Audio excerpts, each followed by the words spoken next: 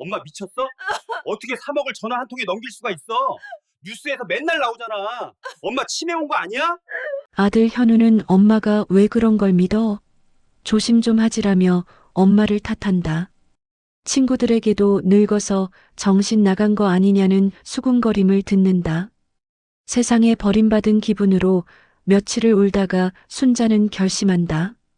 경찰이 못 잡으면 내가 잡는다.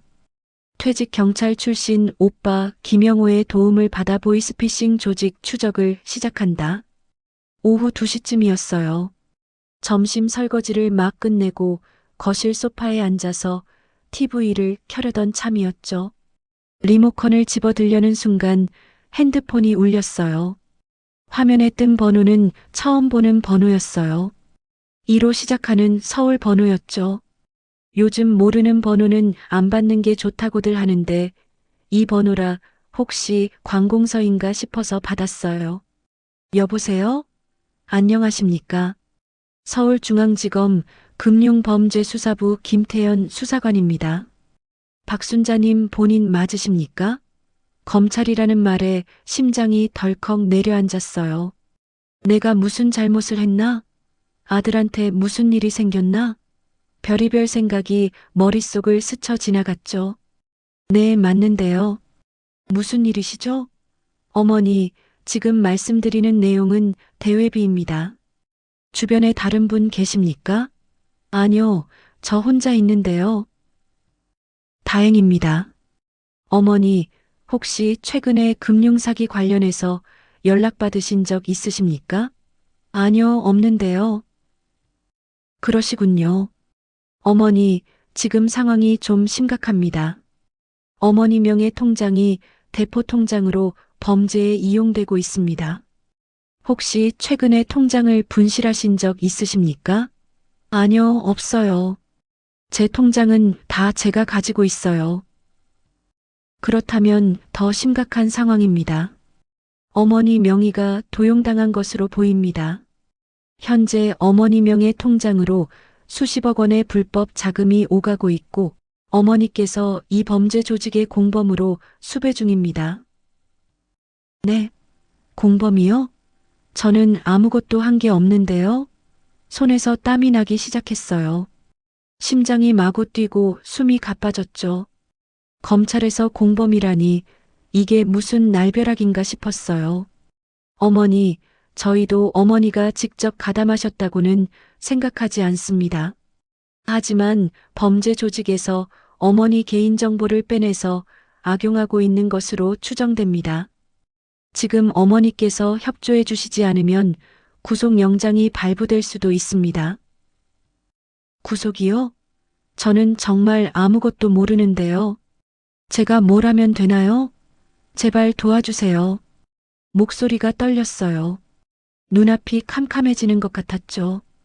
68년을 살면서 경찰서 한 번 가본 적 없는 제가 구속이라니 상상도 못할 일이었어요. 어머니, 너무 걱정 마십시오. 저희가 어머니를 도와드리기 위해 연락드린 겁니다. 어머니께서 이 범죄와 무관하다는 것을 증명하시려면 어머니 통장에 있는 자금이 범죄 자금이 아니라는 것을 입증하셔야 합니다. 어떻게요? 제가 뭘 해야 하는 건가요?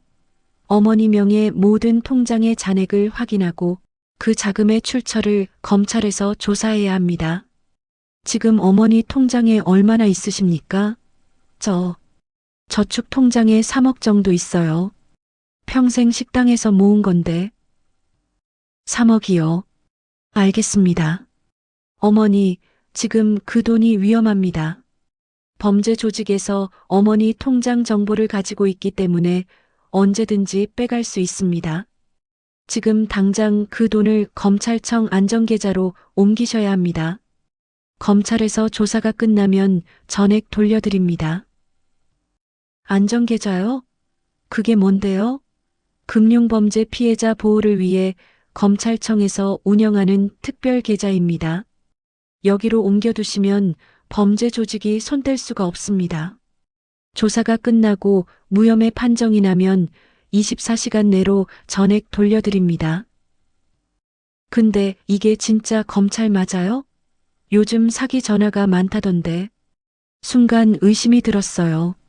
아무리 검찰이라고 해도 전화로 돈을 옮기라는 게 이상하다는 생각이 언뜻 스쳤죠. 어머니, 당연히 의심하시는 게 맞습니다. 요즘 사기가 많으니까요. 지금 제 4번과 소속을 불러드릴 테니 직접 서울중앙지검에 전화해서 확인하셔도 됩니다.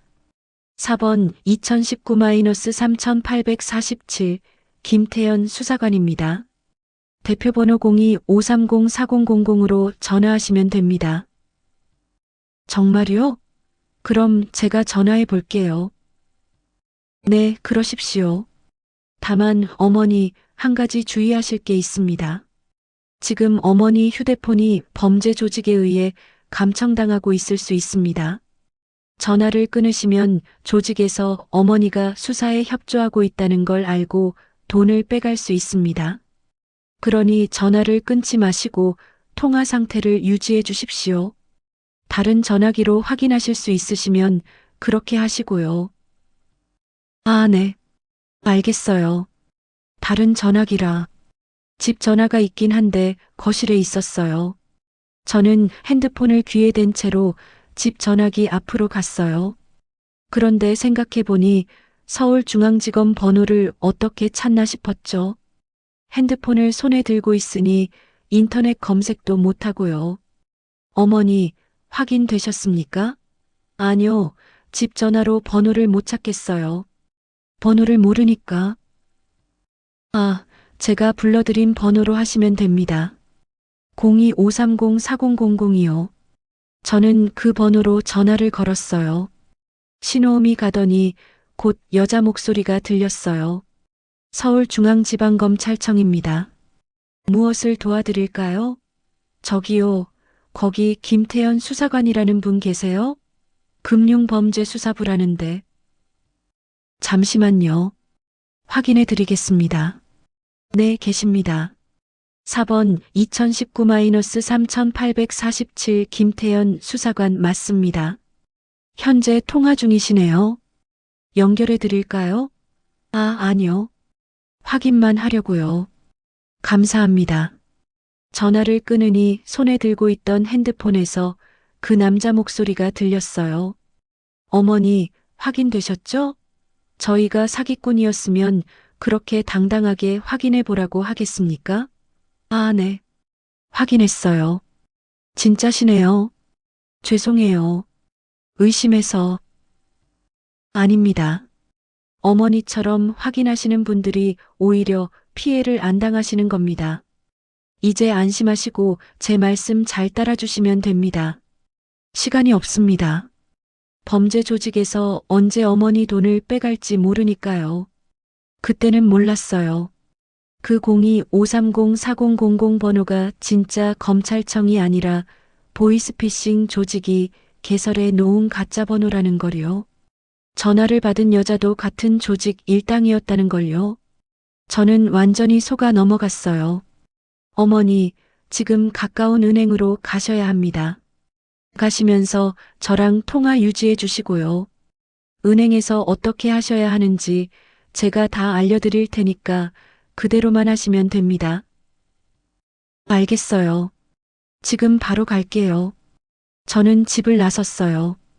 다리가 후들거렸지만 빨리 해결해야 한다는 생각뿐이었죠. 가장 가까운 농협으로 향했어요. 걸어서 10분 거리였는데 그날따라 그 10분이 1시간처럼 길게 느껴졌어요. 은행에 도착하니 점심시간이 막 끝난 시간이라 사람이 많지 않았어요.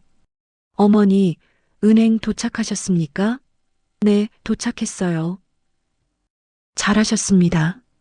지금부터 제가 말씀드리는 대로만 하시면 됩니다. 창구에 가셔서 3억 전액 이체하신다고 하세요. 계좌번호 불러드릴게요. 신한은행 110-432-7890-12입니다. 잠깐만요, 적을게요. 저는 가방에서 볼펜을 꺼내 손바닥에 계좌번호를 적었어요. 어머니, 중요한 게 있습니다. 은행 직원이 왜 이체하시냐고 물으면 절대 검찰 수사라고 말씀하시면 안 됩니다. 지금 이 수사는 극비리에 진행 중이고 은행 직원 중에도 범죄 조직과 연결된 사람이 있을 수 있습니다. 그러니까 그냥 자녀한테 보낸다고 하시거나 부동산 계약금이라고 하세요. 아, 네. 알겠어요. 저는 번호표를 뽑고 기다렸어요. 심장이 터질 것 같았어요. 번호가 불리자 창구로 갔죠. 어서 오세요. 어떻게 도와드릴까요? 젊은 여직원이 웃으며 물었어요. 저는 침을 꿀꺽 삼키고 말했죠. 저기요, 저축 통장에서 3억 이체하려고요. 3억이요? 금액이 크시네요. 어디로 보내시는 건가요? 아들한테요. 아들이 집 계약금 내야 한다고 해서. 아, 그러시군요. 신분증 주시겠어요? 저는 지갑에서 주민등록증을 꺼내 건넸어요. 직원이 서류를 작성하기 시작했죠. 어머니, 최근에 혹시 모르는 번호로 검찰이나 금감원에서 전화 오지 않으셨어요? 순간 가슴이 철렁 내려앉았어요. 귀에 대고 있던 핸드폰에서 남자 목소리가 작게 들렸죠. 어머니, 아니라고 하세요. 절대 검찰이라고 하시면 안 됩니다. 범죄 조직이 알면 어머니 가족이 위험합니다. 저는 고개를 저으며 대답했어요. 아니요, 그런 거 없었어요. 왜요? 아, 요즘 보이스피싱 피해가 많아서요.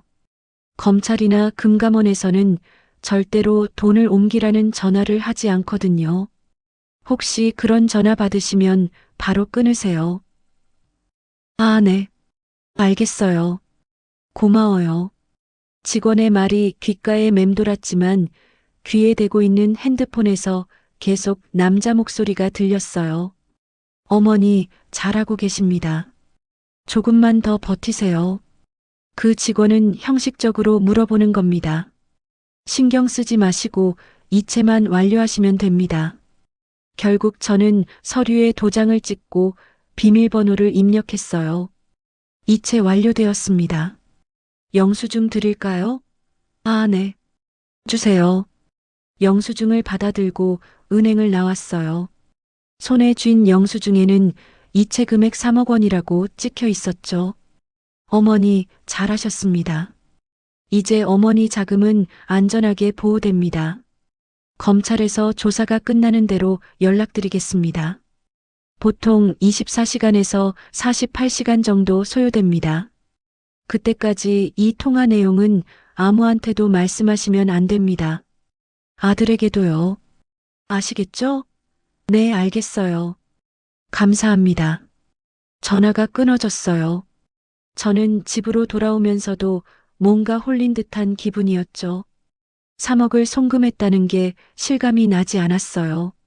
하지만 검찰에서 곧 돌려준다고 했으니까 며칠만 참으면 된다고 생각했죠. 그날 밤 저는 잠을 설쳤어요. 뭔가 이상하다는 느낌이 자꾸 들었거든요. 새벽에 눈이 떠져서 핸드폰을 들여다봤어요.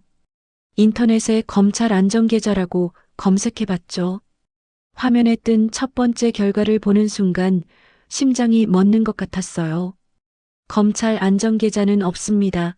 마이너스 보이스피싱 주의검찰, 금감원, 경찰 등 어떤 기관도 전화로 돈을 이체하라고 요구하지 않습니다. 안전계좌, 국가지정계좌, 피해자 보호계좌 등은 모두 사기입니다. 눈앞이 캄캄해졌어요. 손이 떨려서 핸드폰을 놓칠 뻔했죠. 아, 아니야. 아닐 거야. 내가 확인했잖아. 검찰청에 전화해서 확인했는데. 저는 다시 그 번호로 전화를 걸어봤어요. 02-530-4000. 신호음도 가지 않았어요.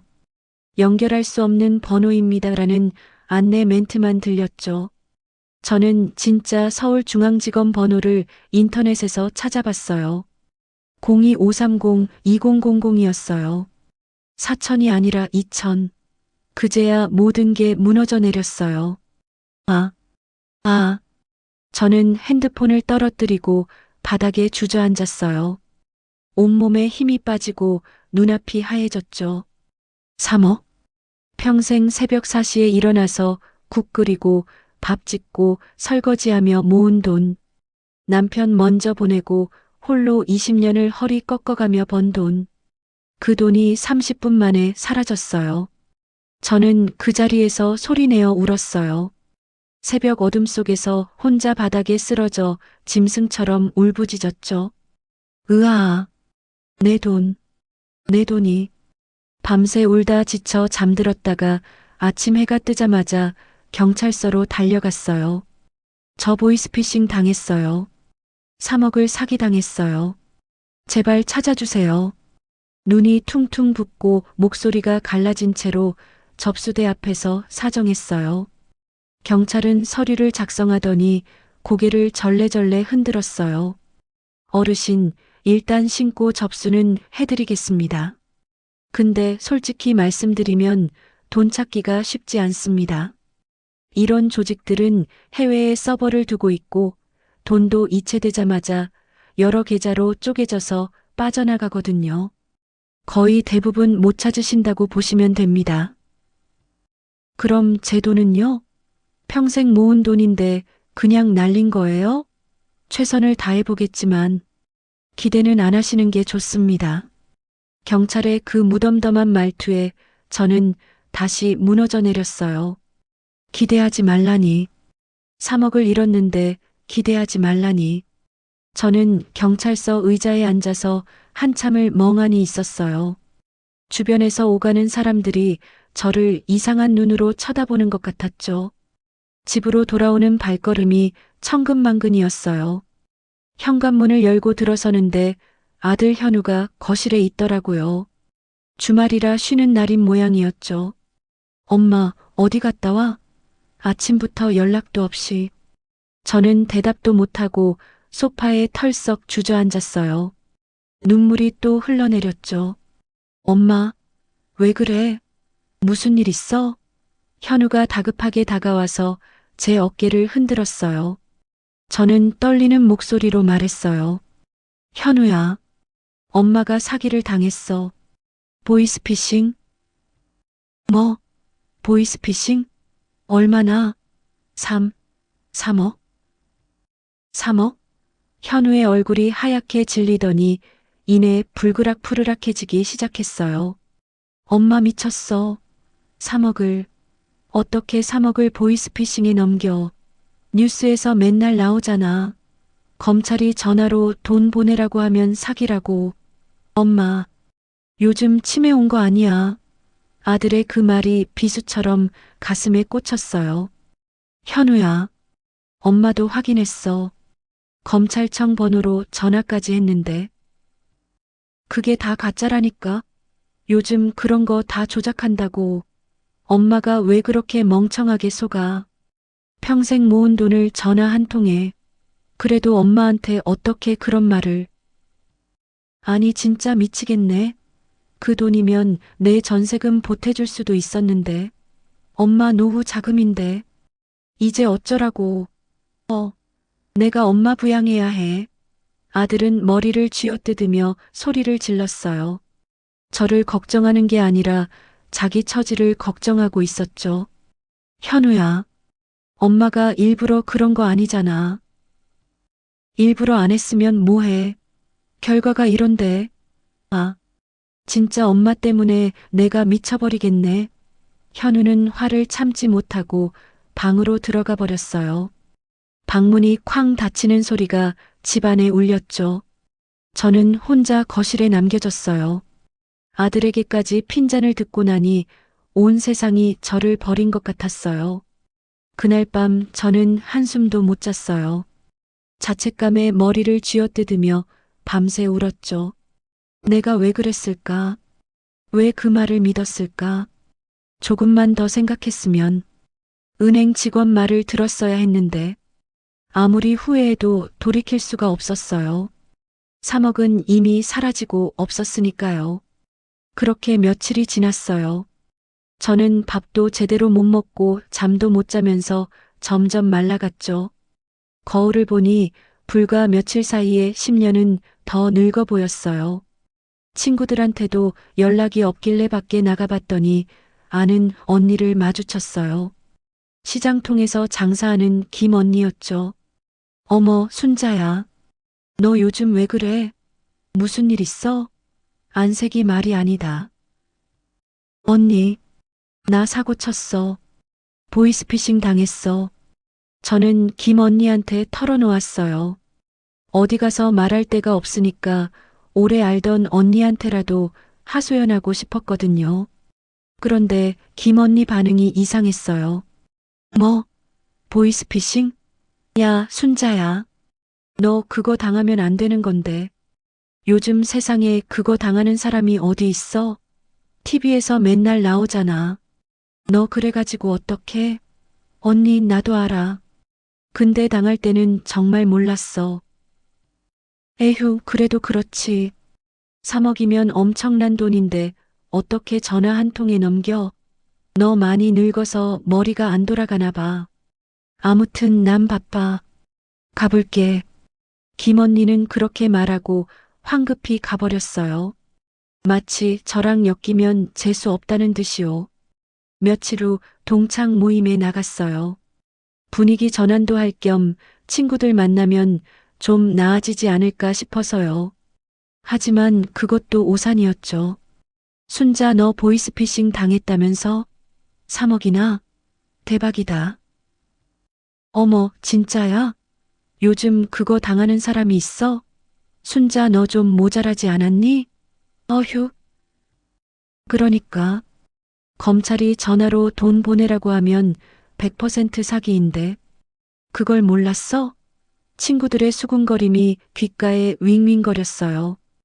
위로는커녕 저를 바보 취급하고 수치심만 안겨주더라고요. 저는 모임을 빠져나와 혼자 집으로 돌아왔어요. 현관문을 닫고 서서 한참을 울었죠. 아들에게 버림받고, 친구들에게 손가락질 받고, 경찰에게 희망 없다는 소리 듣고, 이 세상에 제 편은 아무도 없는 것 같았어요. 그날 밤 저는 베란다에 서서 아래를 내려다봤어요. 그냥 뛰어내릴까? 그런 생각이 스쳐 지나갔어요. 하지만 문득 남편 얼굴이 떠올랐어요. 먼저 간 남편이 저 세상에서 저를 기다리고 있을 텐데 이렇게 비참하게 죽어서 가면 무슨 낯으로 볼까 싶었죠. 그리고 분노가 밀려왔어요.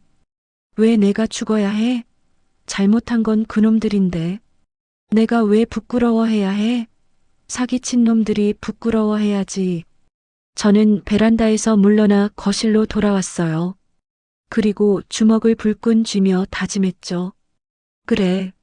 죽기 전에 해볼 거 다 해보자. 경찰이 못 잡으면 내가 잡는다. 내 돈 내가 찾는다.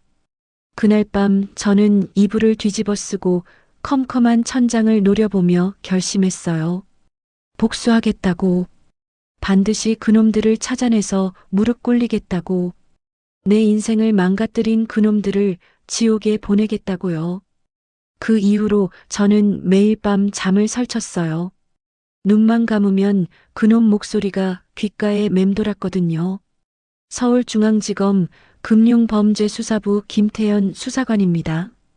그 부드럽고 능숙한 목소리, 저를 완벽하게 속인 그 목소리가 아직도 생생했어요. 아침이 되면 눈이 퉁퉁 부어 있고 밥맛도 없고 아무것도 하기 싫었어요. 그냥 죽고 싶었죠. 하지만 분노가 저를 살렸어요.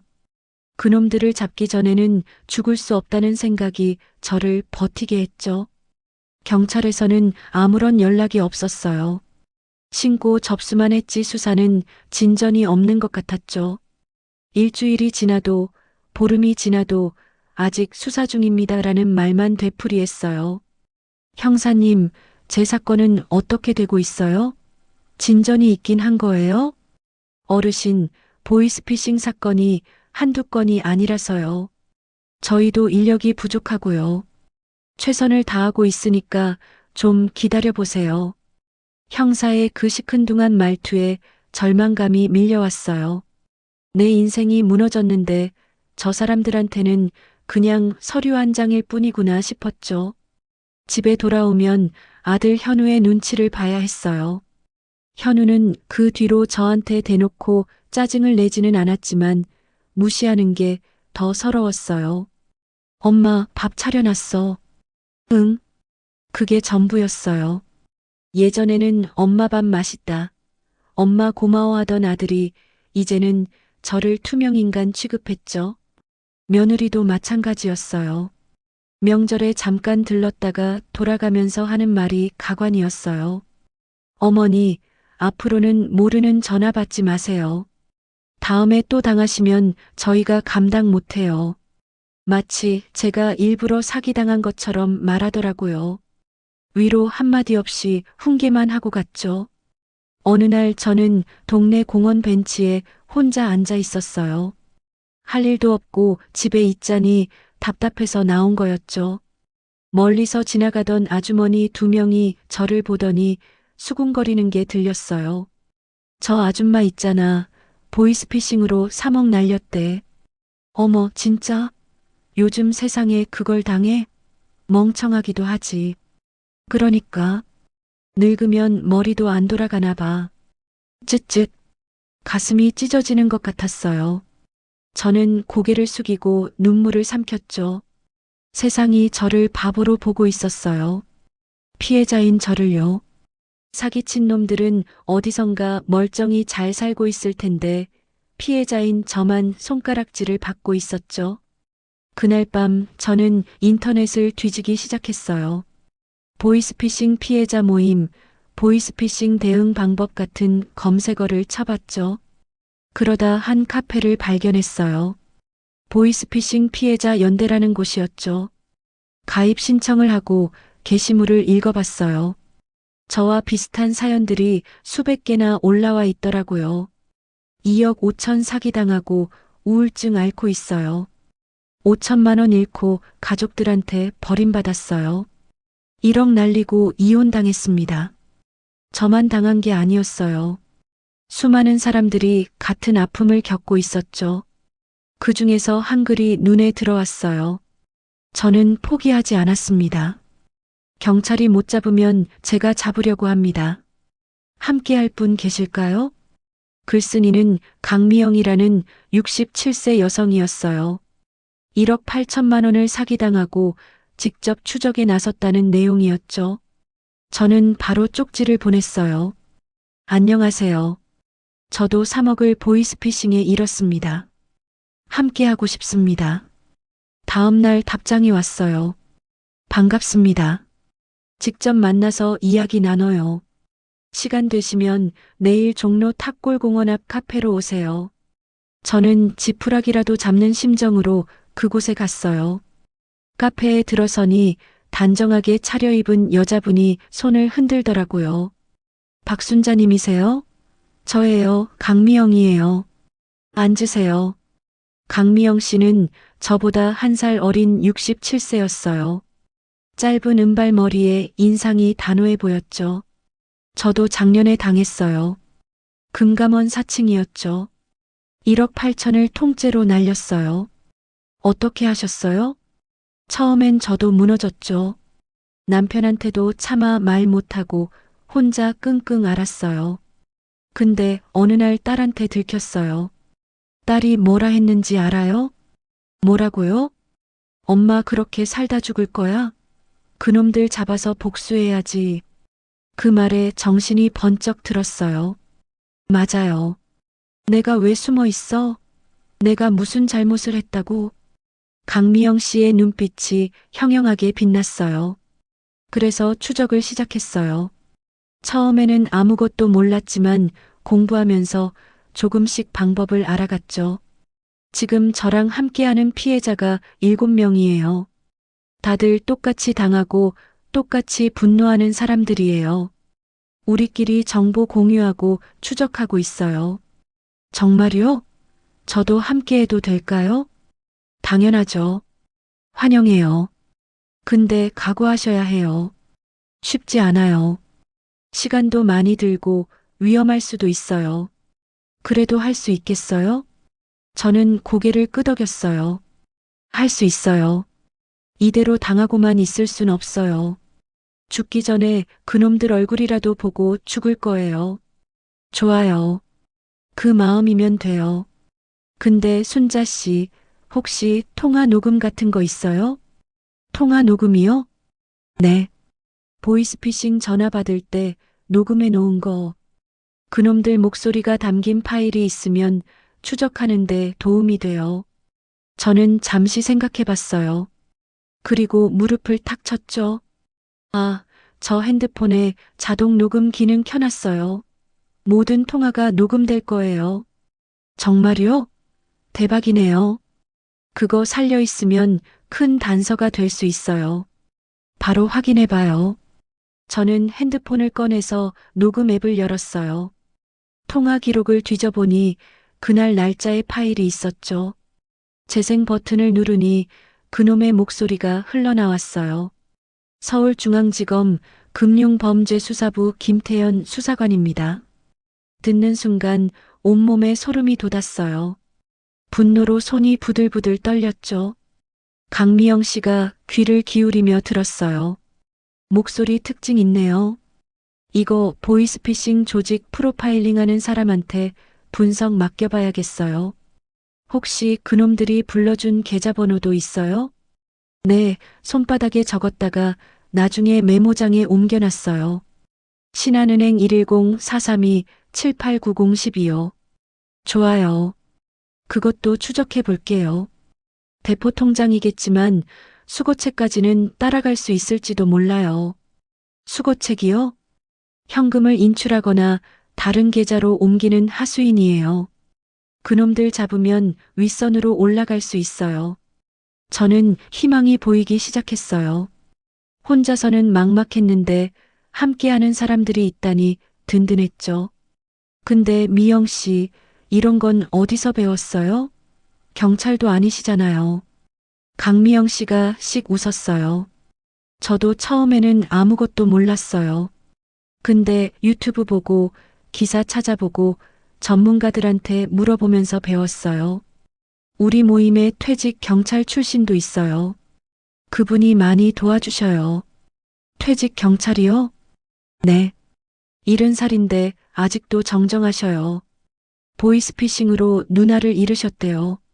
누나가 사기당하고 극단적 선택을 하셨다고. 그래서 복수하려고 우리 모임에 오신 거예요. 가슴이 철렁했어요. 보이스피싱이 사람을 죽이기도 하는구나 싶었죠. 그분 만나보고 싶어요. 다음 주 정기 모임이 있어요. 그때 오세요. 다 같이 모여서 정보 공유하고 작전 짜요. 저는 강미영 씨와 연락처를 교환하고 헤어졌어요. 집으로 돌아오는 길 발걸음이 한결 가벼웠어요. 혼자가 아니라는 게 이렇게 힘이 되는구나 싶었죠. 그날 밤 저는 오랜만에 잠을 푹 잤어요.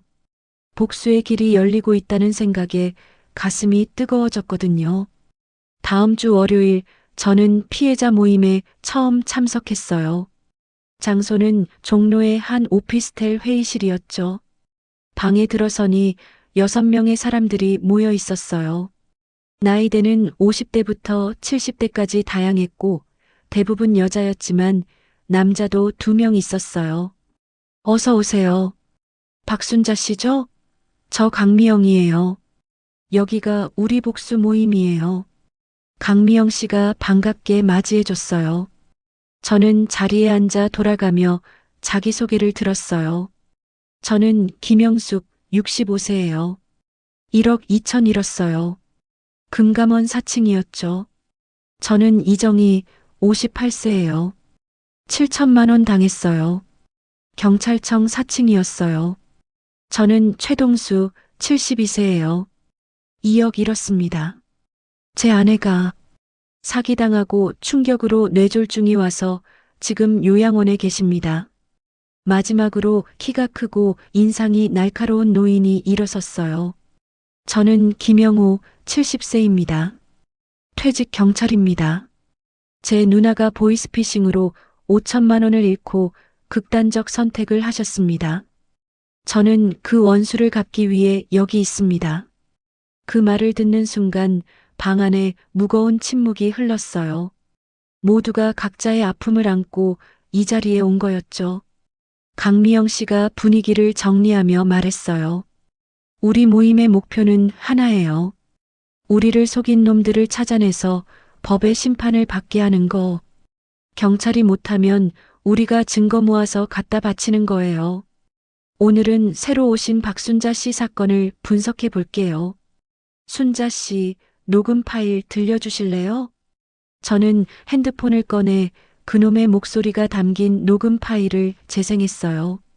서울중앙지검 금융범죄수사부 김태현 수사관입니다. 방 안에 모두가 귀를 기울였어요. 퇴직 경찰 김영호 씨가 눈을 감고 집중해서 듣더니 고개를 끄덕였어요. 이 목소리, 제가 추적하던 놈들이랑 말투가 비슷해요. 아마 같은 조직이거나 연관된 조직일 가능성이 높아요. 콜센터가 중국이나 동남아에 있을 텐데 이 목소리로 역추적이 가능할 수도 있어요. 정말요? 녹음 파일을 음성 분석 전문가한테 보내볼게요. 목소리 패턴이나 배경 소음 같은 것도 단서가 될 수 있거든요. 희망이 보이기 시작했어요. 전문가들이 함께하니 뭔가 될 것 같은 느낌이 들었죠. 그리고 순자 씨, 돈 보낸 계좌번호 있다고 했죠? 네, 신한은행 110-432-789012요. 그 계좌는 분명 대포 통장이에요. 근데 그 통장에서 현금을 인출하거나 다른 계좌로 옮기는 놈이 있을 거예요. 그게 수거책이에요. 은행 CCTV를 확보할 수 있으면 수거책 얼굴을 잡을 수 있어요. 은행 CCTV는 어떻게 확보해요? 경찰한테 요청하면 돼요. 근데 경찰이 안 움직이면 우리가 직접 은행에 가서 사정해야 해요. 쉽지 않지만 해볼 가치는 있어요. 저는 수첩에 하나하나 적으며 고개를 끄덕였어요. 그리고 가장 중요한 건요. 김영호 씨가 저를 똑바로 쳐다보며 말했어요. 절대 포기하지 마세요. 그놈들은 우리가 포기하기를 바라요. 신고해봤자 잡히지 않는다고, 돈은 못 찾는다고 포기하면 그놈들이 이기는 거예요.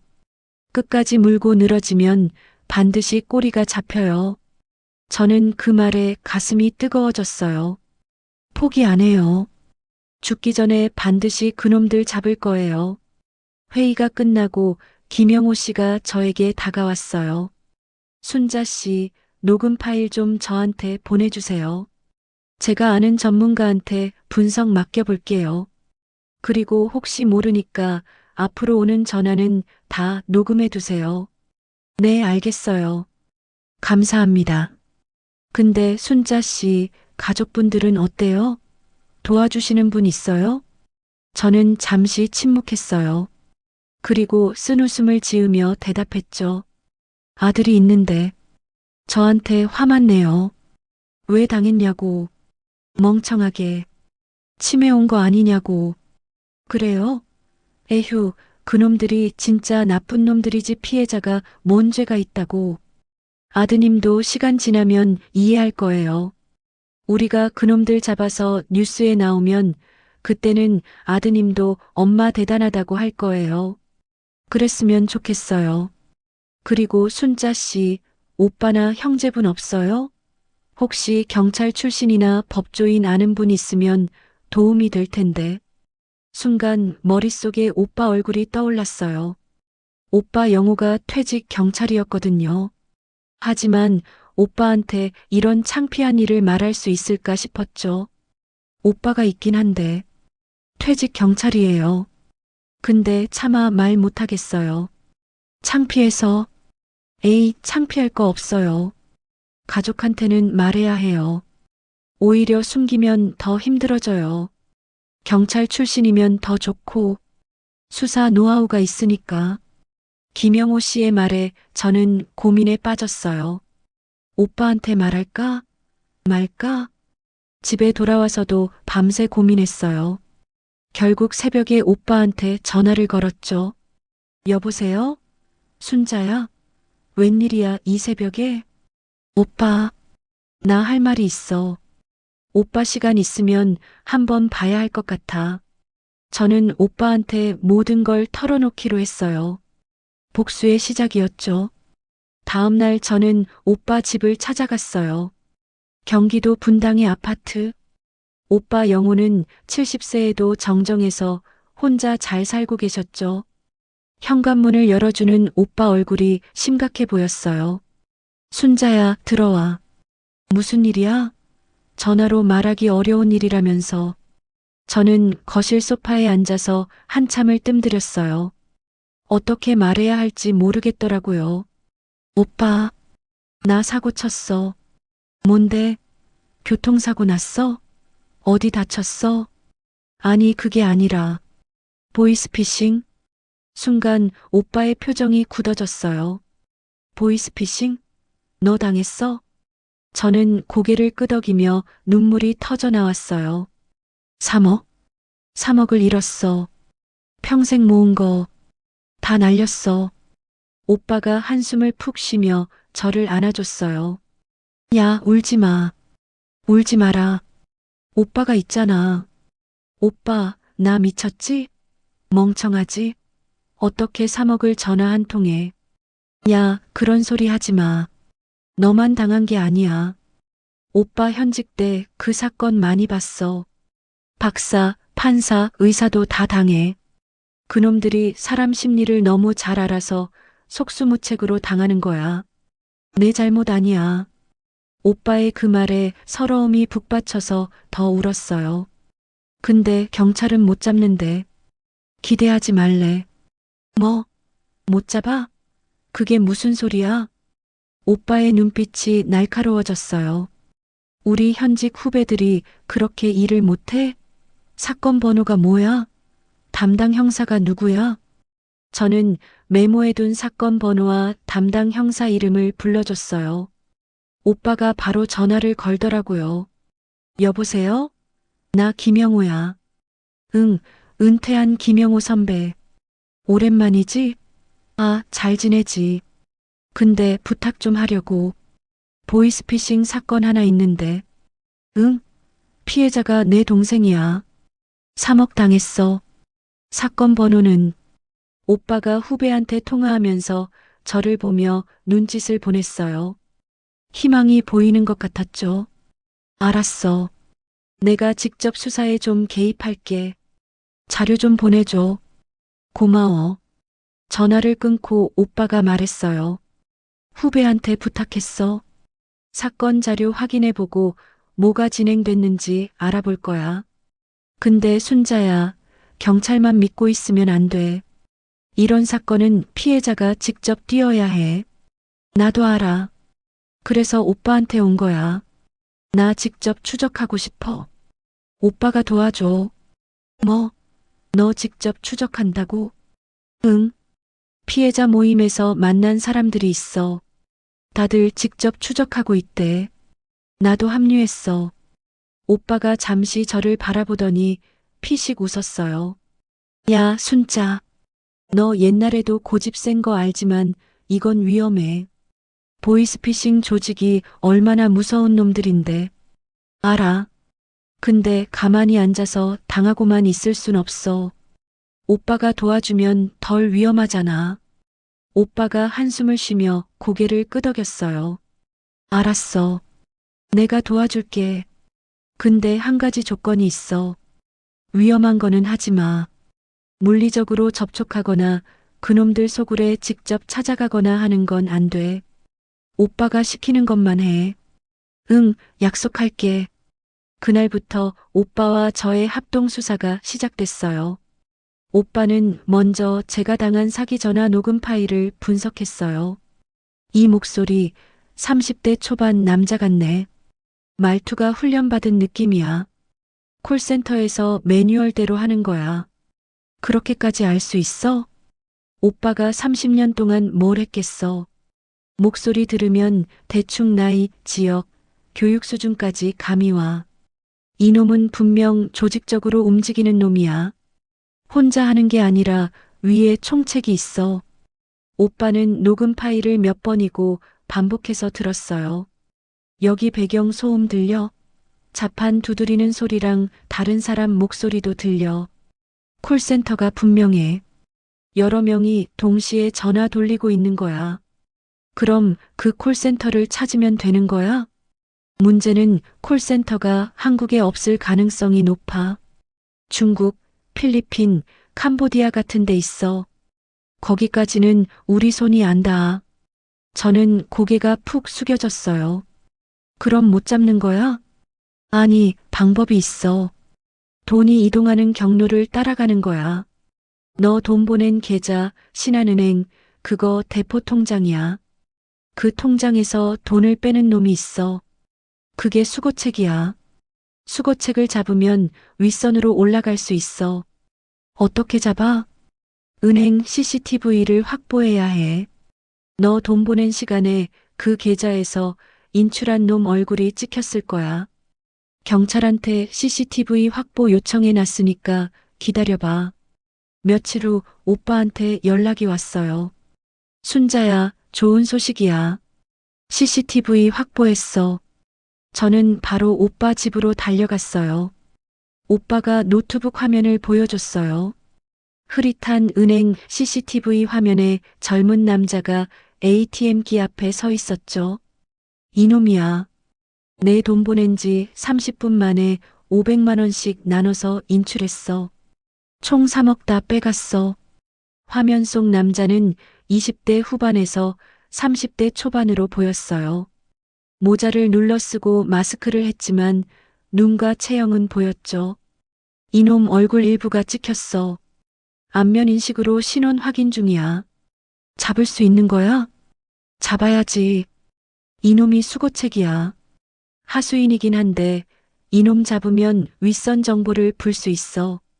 가슴이 뛰기 시작했어요. 드디어 첫 번째 실마리가 잡힌 거였죠.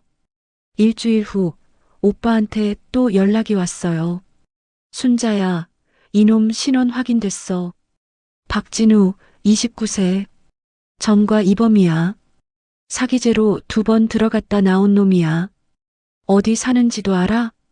주소지는 서울 구로구야. 근데 실제로 거기 살지는 모르겠어. 이런 놈들 주소지에 안 살거든. 그럼 어떻게 찾아? 미행해야지. 미행? 이놈이 인출한 ATM이 신림동이야. 아마 그 근처에서 활동할 거야. 우리가 직접 나가서 그 주변을 돌아다녀야 해. 저는 겁이 났지만 피할 수 없었어요. 오빠, 나도 같이 갈게. 안 돼. 위험해. 안 돼, 이런 거 없어. 내 돈 뺏은 놈이야. 내가 직접 봐야겠어. 오빠가 한참을 고민하더니 한숨을 쉬며 말했어요. 알았어. 대신 오빠 옆에서 한 발자국도 떨어지지 마. 알았지? 응. 그렇게 저와 오빠의 잠복 근무가 시작됐어요. 다음 날 새벽 저와 오빠는 신림동에 갔어요. 박진우가 인출했던 ATM 주변을 살폈죠. 순자야, 저기 앉아. 커피 사왔어. 오래 기다려야 할 수도 있어. 우리는 ATM이 보이는 카페에 자리를 잡았어요. 창문으로 밖을 내다보며 지나가는 사람들을 살폈죠. 1시간, 2시간, 3시간. 아무도 안 나타났어요. 오빠 안 오는 거 아니야? 기다려야 해.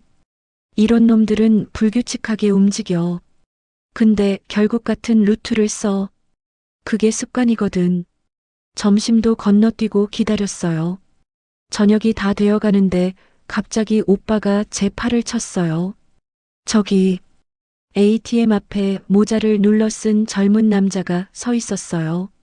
CCTV에서 봤던 그 체형, 그 걸음걸이. 저놈이야. 심장이 미친 듯이 뛰었어요. 내 돈을 빼간 놈. 내 인생을 망친 놈 중 하나가 저기 서 있었어요. 박진우는 ATM에서 현금을 뽑더니 주머니에 쑤셔넣고 골목 안으로 들어갔어요. 따라가자. 오빠가 일어섰어요. 저도 따라갔죠. 우리는 거리를 두고 박진우를 미행했어요. 놈은 골목을 몇 번 돌더니 낡은 원룸 건물로 들어갔죠. 저기가 소굴이네. 오빠가 건물을 사진으로 찍었어요. 오빠, 지금 들어가서 잡자. 안 돼. 우리 둘이서 못 잡아. 저놈 혼자가 아닐 거야. 다른 조직원도 있을 수 있어.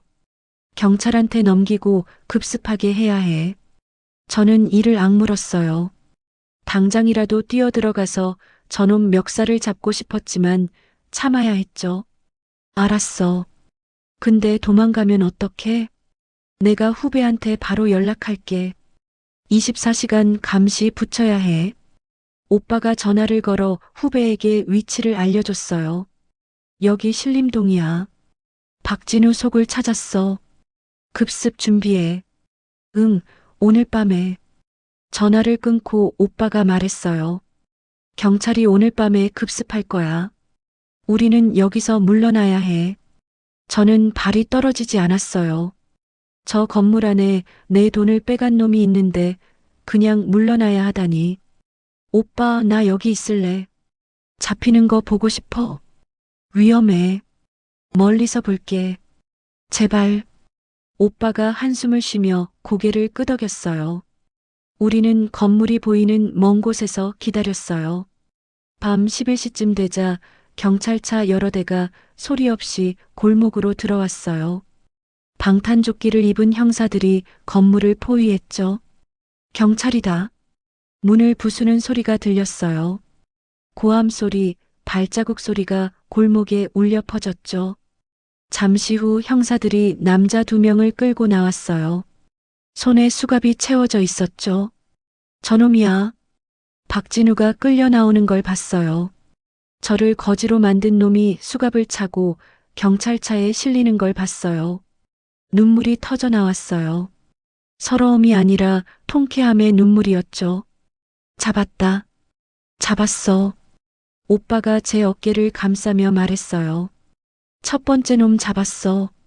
근데 이건 시작이야. 이놈 입에서 윗선 정보를 빼내야 해. 저는 고개를 끄덕였어요. 이건 시작일 뿐이다. 진짜 복수는 지금부터다. 수거책 박진우가 잡힌 뒤 오빠가 경찰 후배를 통해 신문 결과를 전해 들었어요. 순자야, 저놈이 입을 열기 시작했어. 뭐래? 자기는 그냥 시키는 대로 인출만 했다고 해. 윗선은 이 사장이라는 사람이라는데 얼굴도 모르고 전화로만 지시받았대. 전화번호는 알아냈어? 일회용 폰이라 추적이 안 돼. 근데 하나 중요한 정보가 있어. 박진우가 돈 전달하는 장소가 있대. 구로디지털 단지 근처 오피스텔이래. 그럼 거기를 찾아야겠네. 경찰이 움직이고 있어. 근데 시간이 걸려. 그동안 우리도 따로 움직이자. 저와 오빠는 피해자 모임 멤버들과 함께 작전 회의를 열었어요. 박진우가 돈 전달하던 오피스텔이 구로디지털 단지라고 했죠? 퇴직 경찰 김영호 씨 피해자 모임과 지도를 펼치며 말했어요. 그 근처 오피스텔이 수십 개야. 하나하나 찾아다니기 힘들어요. 강미영 씨가 의견을 냈어요. 그럼 박진우의 동선을 분석해보죠. CCTV 영상을 더 확보할 수 있으면 어디로 갔는지 추적할 수 있어요. 오빠가 고개를 끄덕였어요. 좋은 생각이야.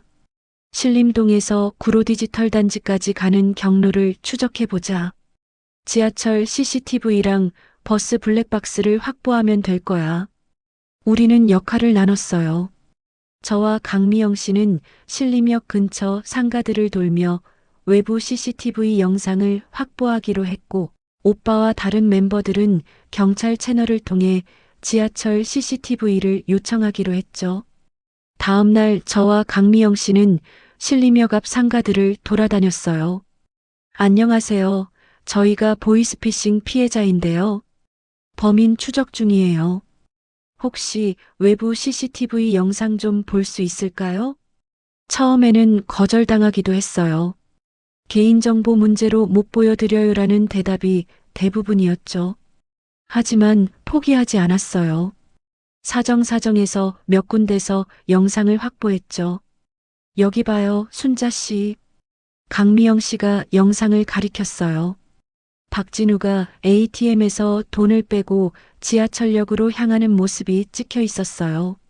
신림역에서 지하철 탔네요. 2호선이에요. 우리는 오빠한테 연락했어요. 오빠 신림역에서 2호선 탔어. 구로디지털 단지 방향이야. 알았어. 구로디지털 단지역 CCTV 확인해 볼게. 며칠 후 오빠가 결정적인 영상을 확보했어요. 순자야, 찾았어. 영상을 보니 박진우가 구로디지털 단지역에서 내려서 한 오피스텔로 들어가는 게 찍혀 있었어요. 저 건물이야. 지타워 오피스텔 12층. 우리는 그 건물 앞으로 갔어요. 멀리서 건물을 살피며 누가 드나드는지 관찰했죠. 오빠, 저기 봐. 건물 로비에서 양복을 입은 30대 남자가 나왔어요. 핸드폰을 귀에 대고 뭔가 지시하는 것처럼 말하고 있었죠. 저놈 수상해. 오빠가 카메라로 그 남자를 찍었어요. 얼굴 확보했어. 신원 조회해 봐야겠다. 우리는 그 남자를 며칠 동안 미행했어요. 그 남자는 매일 같은 시간에 그 오피스텔에 출근해서 저녁에 퇴근하더라고요. 마치 직장인처럼요. 저놈 분명 조직 간부야. 매일 같은 루틴으로 움직이는 거 보면 거기가 콜센터거나 사무실이야. 오빠의 추측이 맞았어요. 경찰이 그 오피스텔 12층을 급습한 결과 거기서 대규모 보이스피싱 콜센터가 발견됐거든요. 순자 씨, 뉴스 봤어요. 강미영 씨가 흥분해서 전화를 걸어왔어요. 저는 TV를 켰어요. 뉴스에서 긴급 속보가 나오고 있었죠. 보이스피싱 조직 일당 15명이 오늘 새벽 경찰에 의해 검거되었습니다. 이들은 서울 구로구의 한 오피스텔에 콜센터를 차리고 검찰과 금감원을 사칭하여 피해자들로부터 수십억 원을 편취한 혐의를 받고 있습니다. 화면에 수갑을 찬 남자들이 경찰에 끌려 나오는 모습이 보였어요. 그 중에 제가 미행했던 양복 입은 남자도 있었죠. 저놈이야. 저놈. 저는 TV 앞에서 소리를 질렀어요. 검찰에 따르면 이들 조직의 총책인 이정수 32는 해외 도피를 시도하다 인천공항에서 긴급 체포되었습니다. 이정수는 지난 3년간 이 조직을 운영하며 피해자 500명 이상, 피해액 200억 원 이상을 편취한 것으로 알려졌습니다. 총책, 이정수, 그놈이 잡혔어요. 저는 TV 앞에서 무릎을 꿇고 울었어요. 서러움도 분노도 통쾌함도 한꺼번에 밀려와서 멈출 수가 없었죠. 잡았다. 잡았어. 오빠가 달려와서 저를 안아줬어요. 순자야, 우리가 해냈어. 내가 포기 안 하고 끝까지 추적했으니까 잡힌 거야. 저는 오빠 품에서 한참을 울었어요. 그리고 잊지 않았어요. 아직 끝난 게 아니라는 걸. 저를 직접 속인 그 목소리의 주인, 김태현 수사관을 사칭한 그놈도 잡아야 했으니까요. 총책 이정수와 조직원 15명이 검거됐지만 제가 직접 통화했던 그 목소리의 주인은 아직 잡히지 않았어요. 오빠, 나한테 전화한 그놈은 어떻게 됐어? 신문 결과 그놈 이름은 최민지라고 해. 28세 여자야. 여자? 응. 목소리 변조기를 썼대. 남자 목소리로 바꿔서 전화한 거야. 충격이었어요. 그 침착하고 능숙한 김태현 수사관 목소리가 사실은 젊은 여자였다니. 그녀는 어디 있어? 아직 못 잡았어. 급습할 때 자리에 없었대. 도망친 거야. 이를 악물었어요. 저를 직접 속인 년이 빠져나가다니. 찾아야 해. 반드시 찾아야 해. 경찰이 숲에 넣었어. 곧 잡힐 거야. 하지만 일주일이 지나도 최민지는 잡히지 않았어요. 그러던 어느 날 밤이었어요. 핸드폰이 울렸어요. 모르는 번호였죠. 여보세요? 박순자 씨죠? 여자 목소리였어요. 낯선 목소리. 누구세요? 저요? 저 김태현 수사관이에요. 기억 안 나세요? 심장이 멎는 것 같았어요. 그년이었어요. 최민지. 너. 내년이. 할머니, 왜 가만히 있지를 못하고 설치셨어요? 우리 조직 다 잡히게 만들었잖아요. 덕분에 저만 도망 다니는 신세가 됐네요. 너 지금 어디야? 경찰한테 자수해. 자수요? 농담이시네요. 전 해외로 튈 거예요. 그 전에 할머니한테 경고하려고 전화한 거예요. 경고. 우리 조직 사람들이 할머니 때문에 다 잡혔잖아요. 그 사람들 가족이나 친구들이 가만 안 있을 거예요. 할머니 조심하세요. 뒤를 봐야 할걸요? 전화가 끊어졌어요. 저는 손이 떨려서 핸드폰을 놓칠 뻔했어요. 협박. 전현이 저한테 협박을 한 거예요. 바로 오빠한테 전화했어요. 오빠, 최민지한테 전화 왔어. 협박했어. 조심하래. 뭐? 지금 어디야? 집이야. 문 잠가. 밖에 나가지 마. 오빠가 바로 갈게. 오빠가 달려왔어요. 그리고 경찰 후배한테도 연락해서 순찰을 강화해 달라고 부탁했죠. 순자야, 이제부터 조심해야 해. 전현이 직접 뭔 짓을 할 것 같지는 않지만 조직 잔당들이 보복할 수도 있어. 나 무섭지 않아. 그년이 잡히기 전까지는 못 죽어. 저는 더 단호해졌어요. 협박에 겁먹으면 그놈들이 이기는 거니까요. 며칠 후 이상한 일이 생겼어요. 집 앞에 낯선 남자가 서성거리는 걸 발견한 거예요. 창문으로 내다보니 20대 청년이 핸드폰을 들고 뭔가를 찍는 것처럼 보였어요. 저는 용기를 내서 밖으로 나갔어요. 너 뭐야? 왜 남의 집 앞에서 어슬렁거려? 청년이 화들짝 놀라더니 도망갔어요. 저는 오빠한테 바로 전화했어요. 오빠, 방금 집 앞에 수상한 놈 있었어.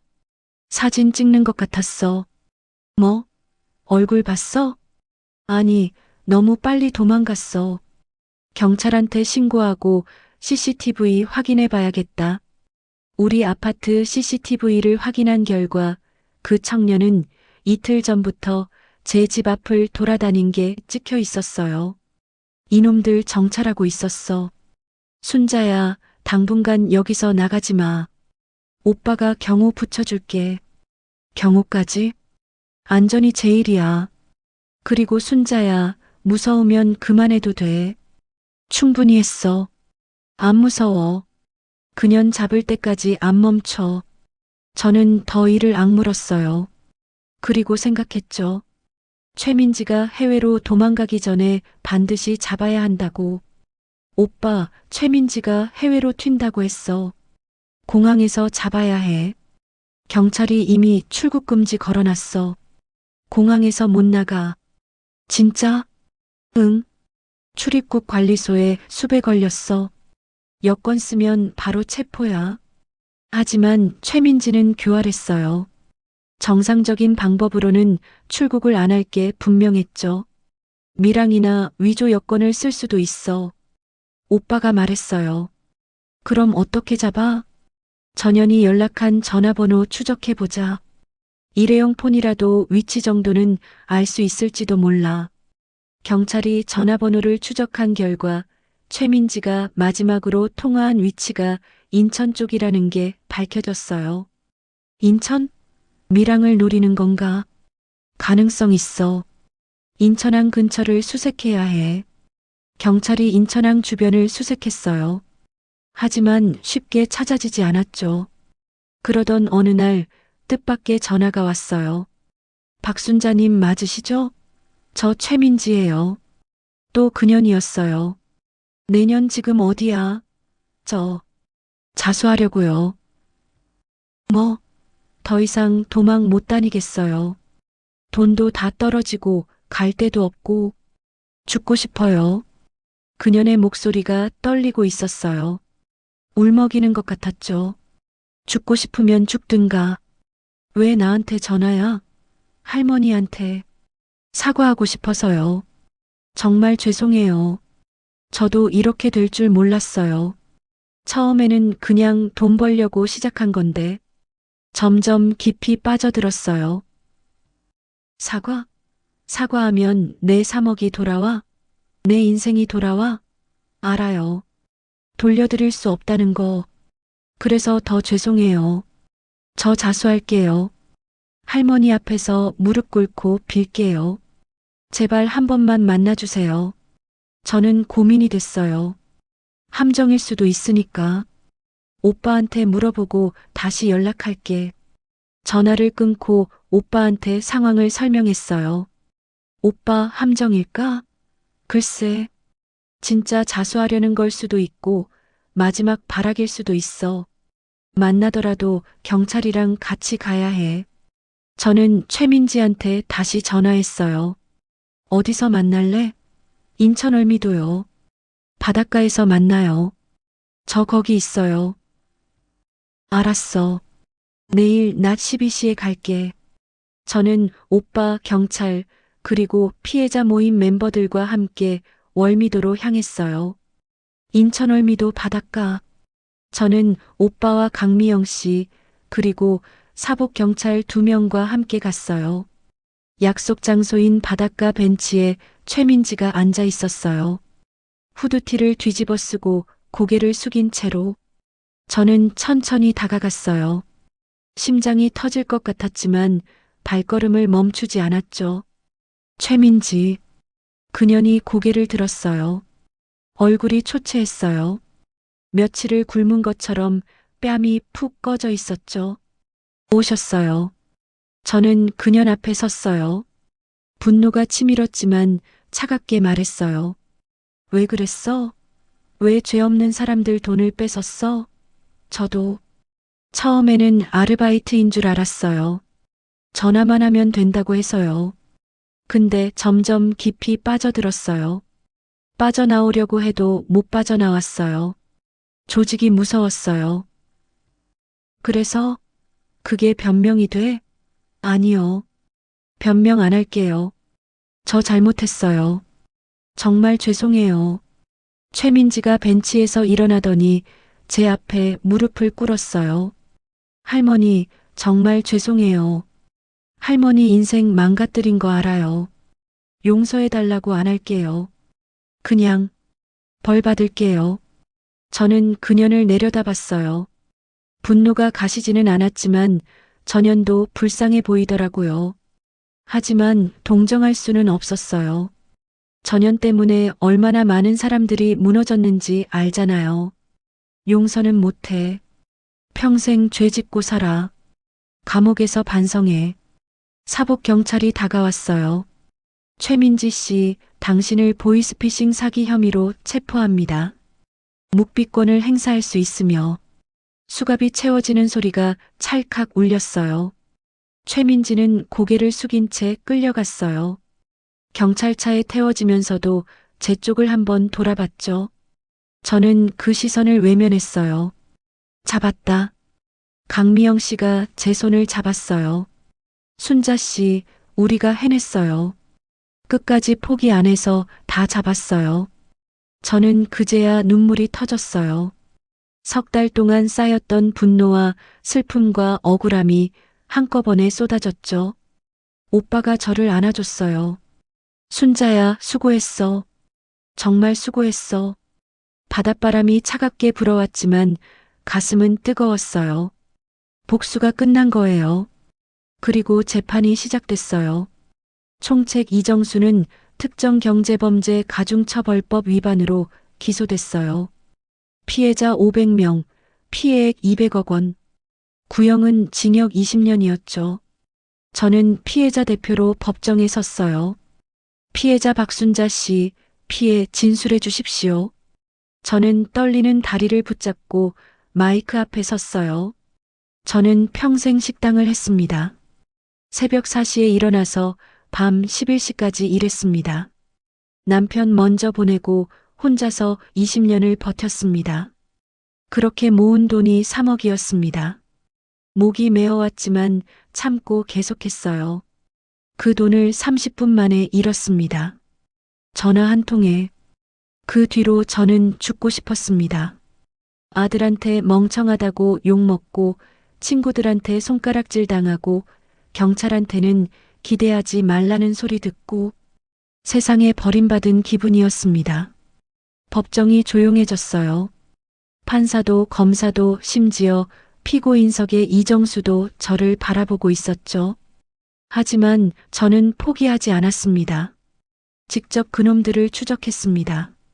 죽기 전에 그놈들 얼굴이라도 보고 죽겠다고 마음먹었습니다. 그래서 잡았습니다. 저는 피고인석의 이정수를 똑바로 쳐다봤어요. 저기 앉아있는 저놈이 제 인생을 망쳤습니다. 저뿐만 아니라 500명이 넘는 피해자들의 인생을 망쳤습니다. 재판장님, 최고형을 선고해 주십시오. 저놈이 감옥에서 죽을 때까지 나오지 못하게 해 주십시오. 법정에 박수 소리가 터져 나왔어요. 방청객들, 다른 피해자들이 박수를 치고 있었죠. 재판장이 제지했지만 박수는 쉽게 멈추지 않았어요. 한 달 후 선고 공판이 열렸어요. 피고인 이정수를 징역 15년에 처한다. 피고인 최민지를 징역 7년에 처한다. 저는 그 선고를 들으며 눈물을 흘렸어요. 15년, 7년. 그게 제 사먹과 제 고통의 값인가 싶었지만 그래도 그놈들이 감옥에 간다는 게 위안이 됐어요. 재판이 끝나고 법원 앞에서 기자들이 몰려왔어요. 박순자 씨, 소감 한 말씀 해주세요. 저는 카메라 앞에 섰어요. 보이스피싱 당하면 부끄러워하지 마세요. 잘못한 건 사기꾼들이에요. 신고하시고 포기하지 마시고 끝까지 추적하세요. 우리 같은 피해자들이 뭉치면 그놈들 반드시 잡을 수 있습니다. 기자들의 플래시가 터졌어요. 그 모습이 저녁 뉴스 메인으로 나갔어요. 재판이 끝나고 한 달이 지났어요. 검찰에서 연락이 왔어요. 박순자님, 피해 환급금 나왔습니다. 2억 5천만 원입니다. 2억 5천이요? 네. 범인들 재산 몰수해서 피해자들한테 분배한 겁니다. 3억 전액은 아니지만 그래도 상당 부분 돌려받으신 거예요. 저는 전화기를 꽉 쥐고 울었어요. 3억 중 2억 5천. 5천만 원은 못 찾았지만 그래도 대부분 돌려받은 거였어요. 감사합니다. 정말 감사합니다. 환급금을 받던 날 저는 은행에서 한참을 멍하니 서 있었어요. 통장에 찍힌 2억 5천만 원이라는 숫자를 보며 실감이 안 났거든요. 내가 해냈구나. 포기 안 하길 잘했구나. 집으로 돌아오니 아들 현우가 기다리고 있었어요. 엄마. 현우의 표정이 어두웠어요. 몇 달 동안 저를 피하기만 하던 아들이 처음으로 제 눈을 똑바로 쳐다봤죠. 엄마, 나 할 말 있어. 뭔데? 현우가 갑자기 무릎을 꿇었어요. 엄마, 미안해. 정말 미안해. 뭐야, 왜 그래? 내가 엄마한테 너무 못했어. 사기당했을 때 왜 그런 걸 믿냐고, 멍청하다고. 치매 온 거 아니냐고까지 했잖아. 그게 얼마나 상처였을지. 이제야 알겠어. 현우의 눈에서 눈물이 흘러내렸어요. 뉴스에서 엄마 보고 충격받았어. 엄마가 직접 범인 추적하고 법정에서 당당하게 진술하고 그거 보면서 내가 얼마나 한심했는지 깨달았어. 엄마가 힘들 때 옆에서 도와주기는커녕 상처만 줬잖아. 현우야, 엄마 진짜 미안해. 앞으로는 엄마 편에 설게. 무슨 일 있어도 엄마 믿을게. 다시는 그런 말 안 할게. 저는 현우를 일으켜 세우며 안아줬어요. 그래, 알았어. 다 지난 일이야. 엄마는 내가 사과해줘서 그걸로 됐어. 모자가 부둥켜 안고 한참을 울었어요. 그동안 막혀있던 것들이 풀리는 느낌이었죠. 그 후로 저는 보이스피싱 피해자 연대의 정식 대표가 됐어요. 강미영 씨와 함께 활동하며 새로운 피해자들을 돕고 예방 교육도 다니고 방송에도 출연했죠. 박순자 씨, 피해자들에게 하고 싶은 말씀 있으시면 당하셨다고 부끄러워하지 마세요. 숨지 마세요. 잘못한 건 그놈들이에요. 우리는 피해자예요. 신고하시고 연대하시고 끝까지 싸우세요. 포기하면 그놈들이 이기는 거예요. 우리가 뭉치면 반드시 이길 수 있어요. 저는 전국을 돌아다니며 강연을 했어요. 노인정, 복지관, 시청, 경찰서. 불러주는 곳이면 어디든 갔죠.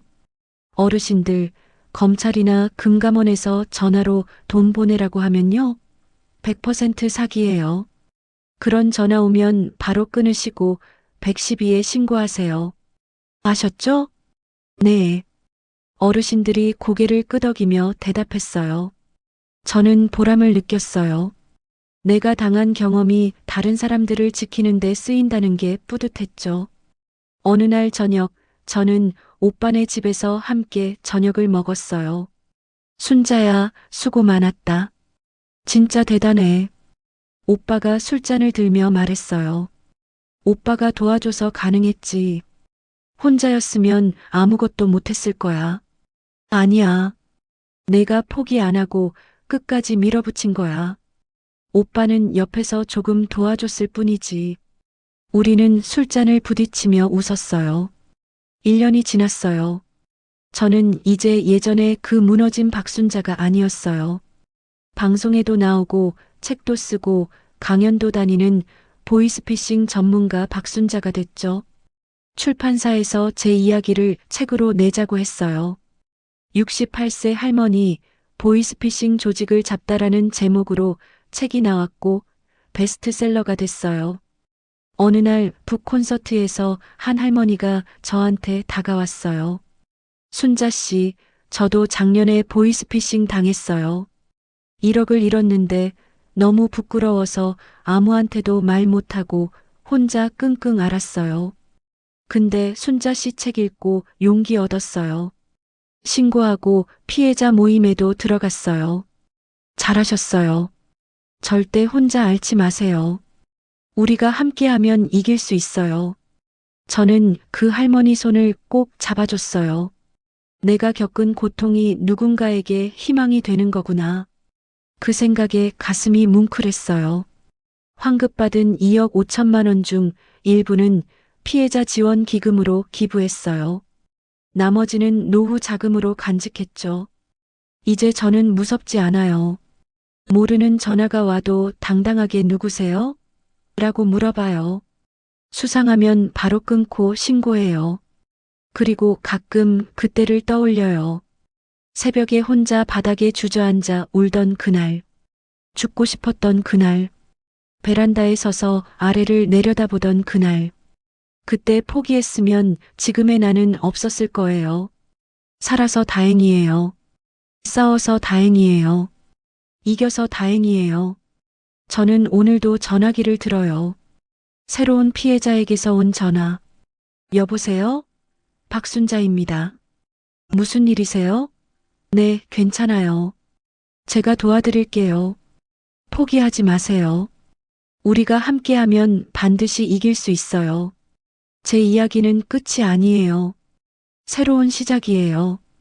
구독과 좋아요는 저희에게 큰 힘이 됩니다. 여러분의 따뜻한 응원이 더 좋은 이야기를 전하는 원동력이 되어요. 구독 버튼과 좋아요 버튼을 눌러주시면 감사하겠습니다.